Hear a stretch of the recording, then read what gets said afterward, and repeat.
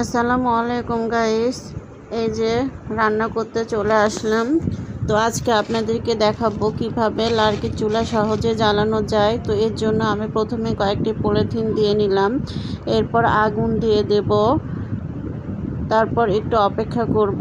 আর কারো যদি কেরোসিন থাকে তাহলে একটু সামান্য কেরোসিন তেল দিতে পারেন, তাহলে আরও সহজে চুলাটা ধরবে। তো আমার কাছে কেরোসিন নাই, তাই আমি কেরোসিন দিতে পারলাম না। পলিথিন দিয়ে জালটা ধরাবো। পলিথিনের সাথে একটু কেরোসিন দিলে আগুন ধরাতে আরও সুবিধা হয়। তো এই যে দেখতে পাচ্ছেন কত সহজে আমার লার্কির চুলায় জালটা ধরে গেল, মানে আগুন ধরে গেল। তো আমি এভাবে চুলাতে আগুন ধরাই। তো এরপর আমি ছোট কড়াই বসালাম। আমার চুলাটাও কিন্তু ছোট। তো এর চেয়ে ছোটো কড়াই কেনার চেষ্টা করেছিলাম, কিন্তু বাজারে পাইনি। তো যাই হোক, আমি আজকে খিচুড়ি রান্না করব। তো দেখতে পাচ্ছেন খিচুড়ি রান্না করার জন্য প্রথমে আমি তেল দিয়েছি, এরপরে পেঁয়াজ। তো চুলাটা দেখছেন কত সুন্দর জ্বলছে। তো আমি কিন্তু লাকড়ির চুলায় রান্না করতে বোরিং হই না, বিরক্ত বোধ করি না। যদি পলিথিন থাকে তো চুলাটা সহজে জ্বালানো যায়।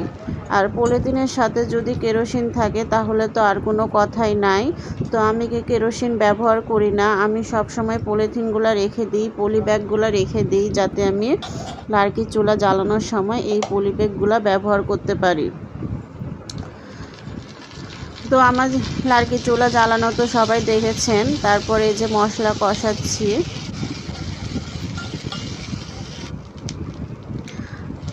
তারপরে সামান্য একটু পানি দেব, দিয়ে এর মধ্যে হলুদ, মরিচ, ধনিয়ার গুঁড়া, জিরা গুঁড়া এগুলো দিয়ে দেব।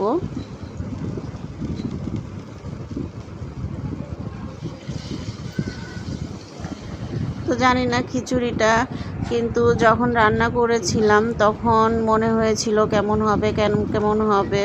তো রান্না করার পর কিন্তু খিচুড়িটা খুব মজা হয়েছিল।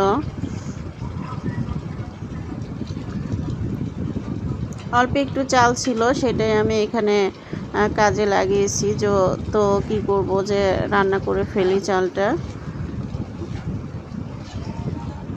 এখানে কিন্তু আমি কোনো গোশ ব্যবহার করিনি, মুরগি গরু কিছুই না, শুধু মটরশুঁটি, পোলার চাল, ময় মশলা দিয়ে রান্না করছি।